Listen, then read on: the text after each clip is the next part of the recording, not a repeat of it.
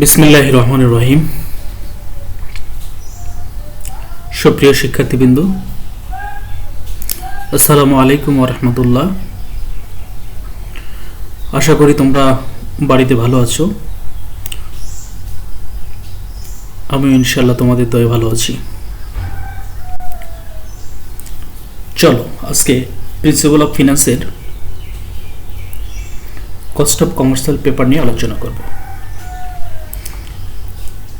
ক্লাসটি BBA honours ব্যবস্থাপনা দ্বিতীয় বর্ষ, বিবিএ অনার্স ব্যবস্থাপনা প্রথম বর্ষ এবং এইচএসসি ব্যবসায় শিক্ষা শাখা শিক্ষার্থীদের জন্য প্রযোজ্য।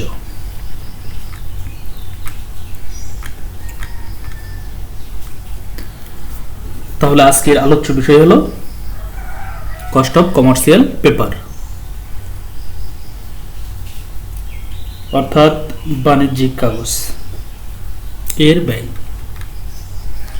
তাহলে এই পার্টে তোমরা বাণিজ্যিক কাগজ কাকে বলে তা বলতে পারবে, বাণিজ্যিক কাগজের বৈশিষ্ট্য ব্যাখ্যা করতে পারবে, বাণিজ্যিক কাগজের ব্যয় নির্ণয় করতে পারবে। চলো এবার জানা যাক বাণিজ্যিক কাগজ কি। বাণিজ্যিক কাগজ হলো মুদ্রা বাজার হতে স্বল্পমেয়াদী অর্থায়নের জামানতবিহীন দলিল। অর্থাৎ স্বল্পমেয়াদী অর্থায়নের জন্য মুদ্রা বাজারে জামানতবিহীন যে অঙ্গীকারপত্র বিক্রয় করে তাকে বাণিজ্যিক কাগজ বলে।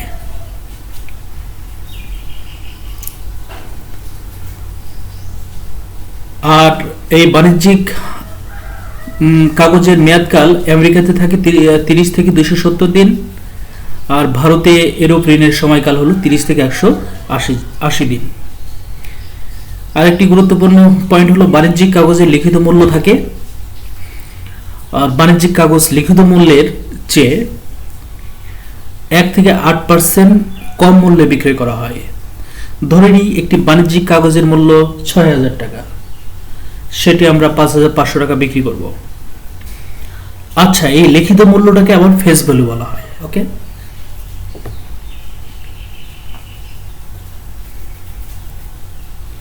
নিশ্চয়ই তোমরা ক্লিয়ার হয়েছো। এবার সব বাণিজ্যিক কাগজের বৈশিষ্ট্য তাহলে পুরোটা তোমরা শিখতে পারবে। নাম্বার 1, জামানতবিহীন অঙ্গীকারপত্র। বাণিজ্যিক কাগজ হলো একটি জামানতবিহীন অঙ্গীকারপত্র। এই অর্থায়নের জন্য কোনো জামানত লাগে না। এবার আসলে লিখিত মূল্য। বাণিজ্যিক কাগজের আরেকটি গুরুত্বপূর্ণ বৈশিষ্ট্য হলো লিখিত মূল্য, অর্থাৎ ফেস ভ্যালু।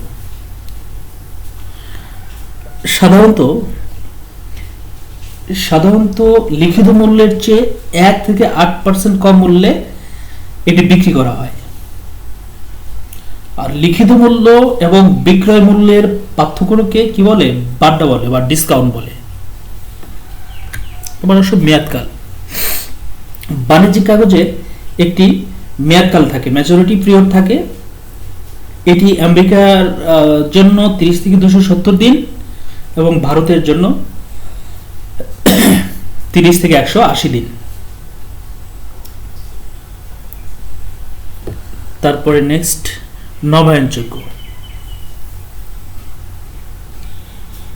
বাণিজ্যিক কাগজের অর্থ মেয়াদ শেষে পরিশোধ করতে হয়।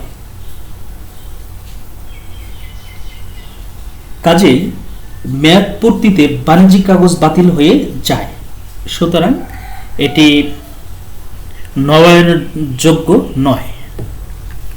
এবার আসলে বিক্রয় পদ্ধতি। বাণিজ্যিক কাগজ দুভাবে বিক্রি করা যায়। একটি হলো ইস্যুকারী প্রতিষ্ঠান সরাসরি বিক্রি করে, আরেকটি হলো ডিলারের মাধ্যমে বাণিজ্যিক কাগজ বিক্রি করা যায়। চলে আসো ইস্যুকারী প্রতিষ্ঠান। আসলে ইস্যুকারী প্রতিষ্ঠান হলো যেগুলো আসলে ব্লু চিপস কোম্পানিগুলো ইস্যু করে বাণিজ্যিক কাগজ। ব্লু চিপস কোম্পানিগুলো সাধারণত ইস্যু করে। এখন ব্লু চিপস কি? ব্লু চিপস হলো, ব্লু চিপস কোম্পানি কি? আসলে ব্লু চিপস কোম্পানি হলো যে সমস্ত কোম্পানি আর্থিকভাবে সচ্ছল, প্রতিষ্ঠিত, ঋণ পরিশোধের ক্ষমতা রাখে এ ধরনের প্রতিষ্ঠানকে ব্লু চিপস কোম্পানি বলা হয়। এবার আসো ব্যয়। বাণিজ্যিক কাগজের ব্যয় ব্যবসায়িক ঋণের চেয়ে কম, কিন্তু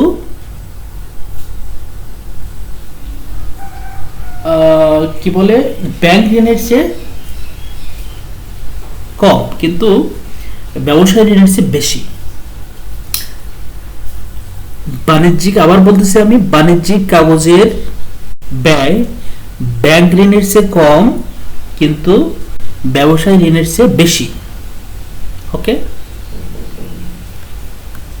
এবার ক্রেতা। এই বাণিজ্যিক কাগজের ক্রেতা কারা এর সম্পর্কে আমরা একটু বলি। বাণিজ্যিক কাগজের ক্রেতা সাধারণত ব্যাংক হয়ে থাকে, বিভিন্ন ব্যাংক, বীমা কোম্পানি, ব্যবসায় প্রতিষ্ঠান, বিভিন্ন ধরনের মিউচুয়াল ফান্ড, পেনশন ফান্ড, তারপরে আসো বাণিজ্যিক পত্রের, এরা হলো প্রধান ক্রেতা। ঠিক আছে, নেক্সটে দেখি কি আছে, সুদের হার। বাণিজ্যিক কাগজের সুদের হার ওঠানামা করে। ঠিক আছে, তো এগুলো ছিল বাণিজ্যিক কাগজের বৈশিষ্ট্য। তোমরা বারবার এটি শুনবে, তাহলে এটি আরো সুন্দরভাবে বুঝতে পারবে। চলে আসো বাণিজ্যিক কাগজের ব্যয় নির্ণয় কিভাবে করি আমরা। Cost of commercial paper. আমরা এই যে একটু খেয়াল করো, transaction fee, flotation cost, rating charge, stamp duties, issuing and paying, agent commission, discount, এগুলো আসলে ধরতে হয় ফেস ভ্যালু এর উপরে। ঠিক আছে, সবসময় ফেস ভ্যালু এর উপরে এর পার্সেন্টেজ গুলো ধরবে। এবার আসলে বাণিজ্যিক কাগজের ব্যয় কয়ভাবে নির্ণয় করা যায়। বাণিজ্যিক কাগজের ব্যয় তিন ভাবে নির্ণয় করা যায়। একটা হলো periodic percentage rate, PPR, annual percentage rate, APR, আরেকটা হলো effective annual rate or effective interest rate, EIR. এই তিন ভাবে তুমি করতে পারো। তাহলে আমরা একটু সূত্রগুলো দেখে নিই। পিপিআর এর সূত্র দেখো, এখানে face value minus net sales value divided net sales value into 100। এখানে তোমার অ্যানুয়াল পার্সেন্টেজ রেটের ক্ষেত্রে শুধু একটু বেশি দেবে কি 360 ডিভাইডেড এমপি ইনটু 100। এখানে দেখো এমপি হলো ম্যাচুরিটি পিরিয়ড, এখানে পিরিয়ডটা দেওয়া থাকবে, ম্যাচুরিটি পিরিয়ডটা দেওয়া থাকবে, সেখান থেকে তুমি নিতে পারো। আর ইআইআর হলো 1 + i to the power n minus 1 into 100। এখানে খেয়াল করো, FV equal to face value, SV for হলো সেলস ভ্যালু, এনএসভি হলো সেলস ভ্যালু। সেলস ভ্যালু থেকে আদার্স কস্ট বাদ দিলে তুমি নেট সেলস ভ্যালু পাবে। আর এমপি হলো ম্যাচুরিটি পিরিয়ড। আর এগুলো তো তোমরা নিশ্চয়ই আগেই শিখে ফেলছো, পিরিয়ডিক পার্সেন্টেজ রেট। আর এপিআর হলো annual percentage rate, effective interest rate or effective annual rate. Okay, next স্লাইডে যে একটু প্রবলেমটি একটু খেয়াল করো। এ কোম্পানি ইস্যু 90 ডেজ, খুব ইম্পর্টেন্ট ইস্যু এটি। দেখো এই যে 90 ডেজ, এই যে 90 ডেজ আমরা একটু মার্ক করে নিলাম। Commercial paper with face value, তাহলে ফেস ভ্যালু কত? আমার ফেস ভ্যালু হলো 6000 টাকা। ফেস ভ্যালু 6000 টাকা, এটি হলো ফেস ভ্যালু। at 5500 টাকা, এটি হলো সেলস ভ্যালু। ওকে, এটা হলো কি sales value. The credit rating expense আর, ক্রেডিট রেটিং এক্সপেন্স হলো 1.5%। আর এখানে আছে স্ট্যাম্প ডিউটি আছে, স্ট্যাম্প ডিউটি আছে। এখানে rating expense,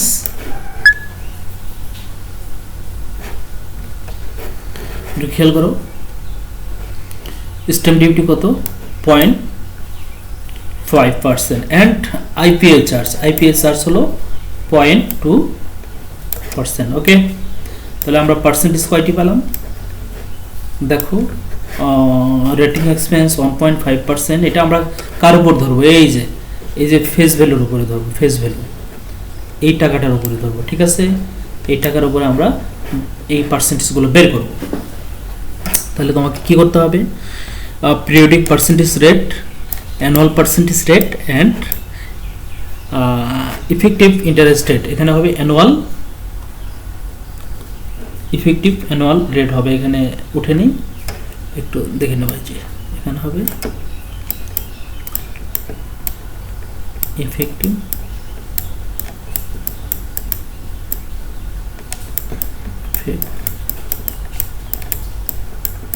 effective annual rate. ওকে, নেক্সট স্লাইডে তাহলে চলে যাই। এখানে তোমরা নিশ্চয়ই বুঝতে পারছো যে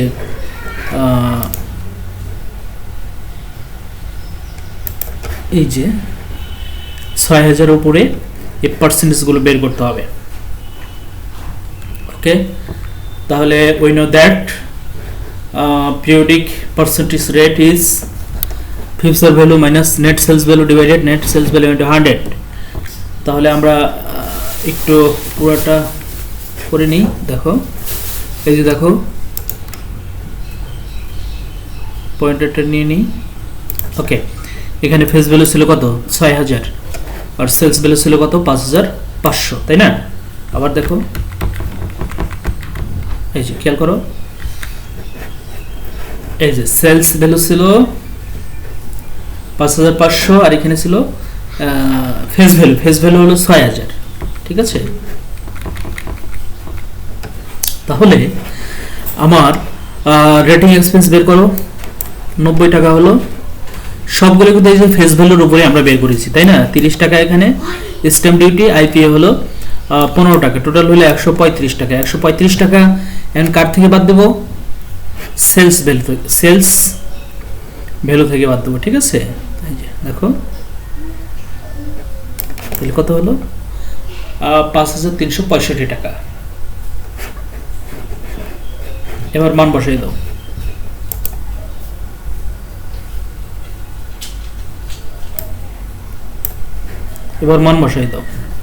দেখো ফেস ভ্যালু কত ছিল ৬০০০ টাকা আর নেট সেলস ভ্যালু ছিল, নেট কেন হলো, নেট হলো যে সেলস ভ্যালু থেকে আদার্স কস্ট বাদ দিয়েছি ১৩৫ টাকা, আদার্স কস্ট বাদ দিলেই তুমি পেয়ে যাবে নেট সেলস ভ্যালু। এই দেখো,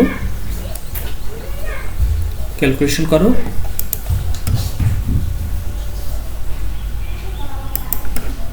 হয়ে গেল ১১.৮৪%। ওকে, এবার APR equal to face value minus net sales value divided net sales value into 360 divided majority period into 100। এখানে একটু খেয়াল করো, এখানে ছিল ৯০ আর বাকিগুলো তো সব মান তোমরা জানোই। এটি ক্যালকুলেশন করে টোটাল চলে আসলো কত ৪৭.৩৪%।